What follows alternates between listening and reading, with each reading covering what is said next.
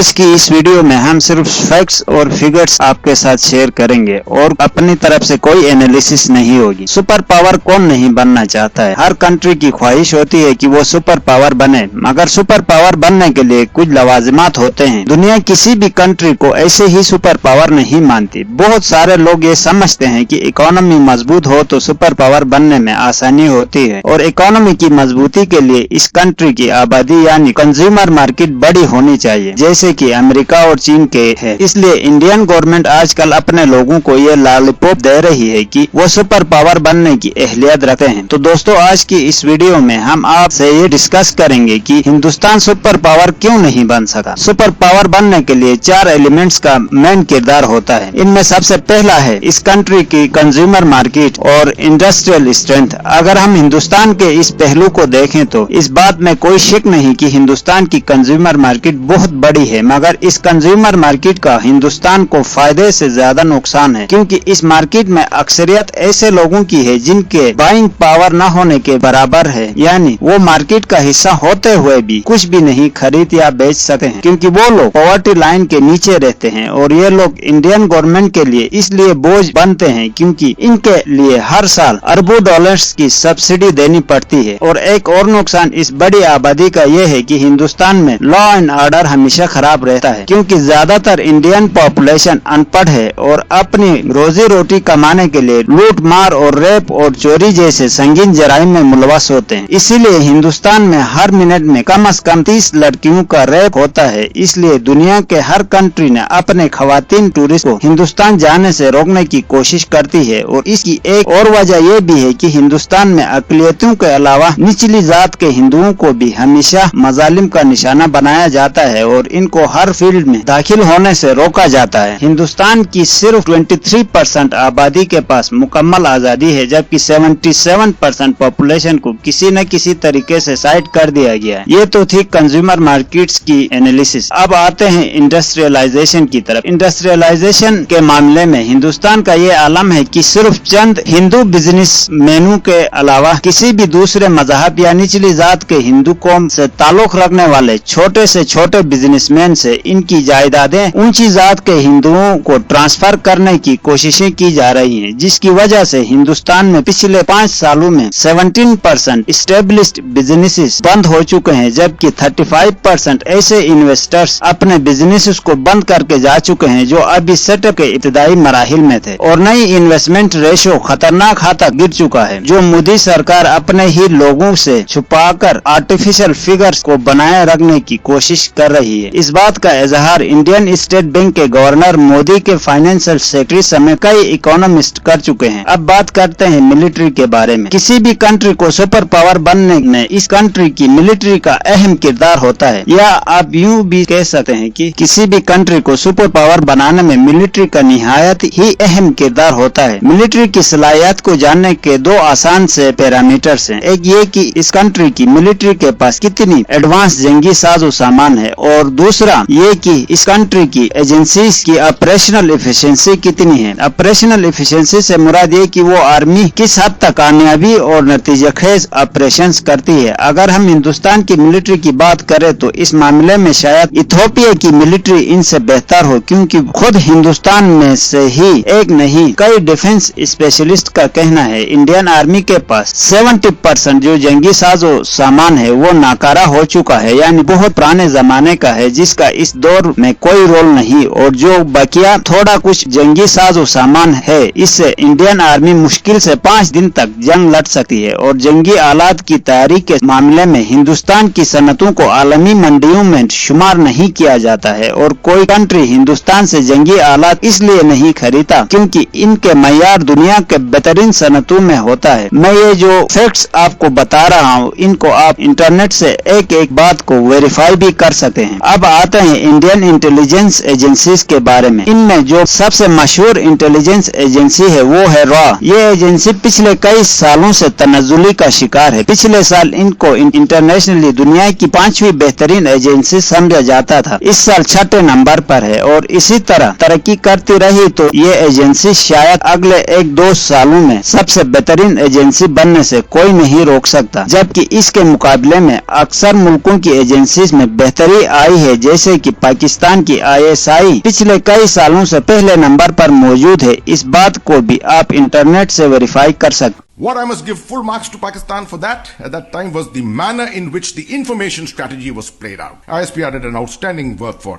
Pakistan, ensuring detailed alienation of the Kashmiri public against the Indian armed forces first and then against the Indian nation. रा की तनाजुली की एक बड़ी वजह यह भी है कि मोदी सरकार रा को पिछले कई सालों से एक लोकल पुलिस की तरह इस्तेमाल कर रही है, जिसकी वजह से इसमें काम करने वालों में आपस में शदीद इख्तिलाफात पाए जाते हैं, जैसे इनकी आर्मी में पाए जाते हैं। अब आते हैं अगले फैक्टर की तरफ। किसी भी कंट्री को सुपर पावर बनने के लिए ये भी जरूरी होता है कि इस कंट्री में पीस कायम हो। इस लिहाज से हिंदुस्तान दुनिया का गैर महफूज तरीन कंट्री में शामिल होने जा रहा है, क्योंकि हिंदुस्तान की आबादी का एक बड़ा हिस्सा अकलियतियों और निचली जात के हिंदुओं पर मुश्तमिल है और मोदी सरकार का ये अज़म है कि इस बड़े आबादी के हिस्से को 2020 तक हिंदुस्तान से खत्म कर दिया जाएगा। अलीगढ़ में धर्म परिवर्तन कराने के प्लान को लेकर विवादों में आए धर्म जागरण मंच के नेता राजेश्वर सिंह ने विवादित बयान दिया है। राजेश्वर सिंह ने कहा है कि साल 2021 के अंत तक भारत को मुस्लिम और ईसाइयों से मुक्त करा लेंगे। राजेश्वर सिंह पश्चिमी उत्तर प्रदेश में RSS के इस संगठन धर्म जागरण मंच के अध्यक्ष हैं। राजेश्वर ने विवादित बयान देते हुए कहा है कि भारत में मुस्लिम और ईसाइयों को रहने का हक नहीं है। भारत की अंतरात्मा जग चुकी है, भारत माता जग चुकी है और वैभव प्राप्त करने के लिए तड़प रही है, प्राप्त कर रही है। आप इंतज़ार करिए, आप देखते जाइए। अभी तो हमने 31 December 2021 is the last date for Christian and Islam इस दिस कंट्री हमने तय किया है। 31 दिसंबर 2021 से पहले हम भारत में इस्लाम और ईसाईयत को ख़त्म करेंगे। ये हमारा संकल्प है, ये मेरा संकल्प है, मेरे साथियों का संकल्प है।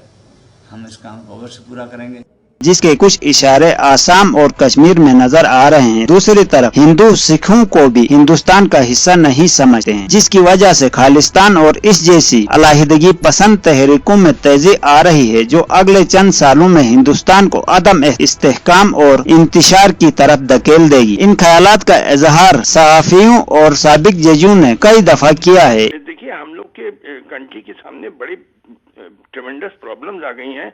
मैसिव अनएम्प्लॉयमेंट हो गया है और फार्मर्स सुसाइड किए, 3 लाख से ज़्यादा फार्मर्स ने खुदकुशी की हुई है और चाइल्ड मेल न्यूट्रिशन इतना है, हर दूसरे बच्चे को खाने को नहीं मिल रहा है ठीक से। ये बड़े मैसिव प्रॉब्लम्स आ गए हैं, तो लिहाजा ये सब चीज़ें लोग समझते हैं ये ज़्यादा दिन ये माहौल चलेगा भी नहीं। कि देखिए, हम लोग भी शिकार हैं दहशतगर्दी के। मैं हॉस्पिटल्स गया, तमाम लोग में हॉस्पिटल में किसी का पैर नहीं है, किसी का बाजू नहीं है, किसी की आंख नहीं है। तो we can be sympathise with those victims of the Pulwama attack. मगर आप जैसा इन्वेस्टिगेशन इंडियन गवर्नमेंट चाहती है, हम लोग राजी हैं। Let us have talks. तो एक चीज देखिए, आप लोग अपने प्राइम मिनिस्टर के बारे में नहीं जानते, जो मैं समझते थे। इन्होंने डीप स्टडी हिस्ट्री की है, क्योंकि जो इन्होंने तकरीर की उसमें जो उन्होंने जो रेफरेंसेस दिए, historical references, that shows he has studied history a lot, deep study. तो he is a scholar also. ये बात आप पाकिस्तानियों को अपने प्राइम मिनिस्टर के बारे में नहीं अब तक समझ में आई। आप बस समझते थे क्रिकेटर हैं और पॉलिटिशियन हैं। ये ही इज अ स्कॉलर ऑल्सो। जो आप स्पीच फिर से सुनिए उनकी, जो रेफरेंसेस दिए बड़े एक्यूरेट दिए उन्होंने, कि देखिए वॉर्स हैव अनप्रेडिक्टेबल कॉन्सिक्वेंसेस। आप शुरू कर देंगे मगर कहाँ खत्म होंगी कोई नहीं कह सकता। तो लिहाजा जब इन तमाम हालात को मद्देनजर रखते हुए हिंदुस्तान का सुपर पावर बनने का ख्वाब पूरा होता हुआ नजर नहीं आ रहा। अगर आपको ऐसा नहीं लग रहा है तो कमेंट करके अपनी राय का इजहार जरूर कीजिएगा। आज तक के लिए इतना ही काफी है। कल एक नई वीडियो के साथ आपकी खिदमत में हाजिर होंगे। दोस्तों, वीडियो पसंद आए तो लाइक जरूर करना और हमारे चैनल को सब्सक्राइब करना ना भूलिएगा। Thank you.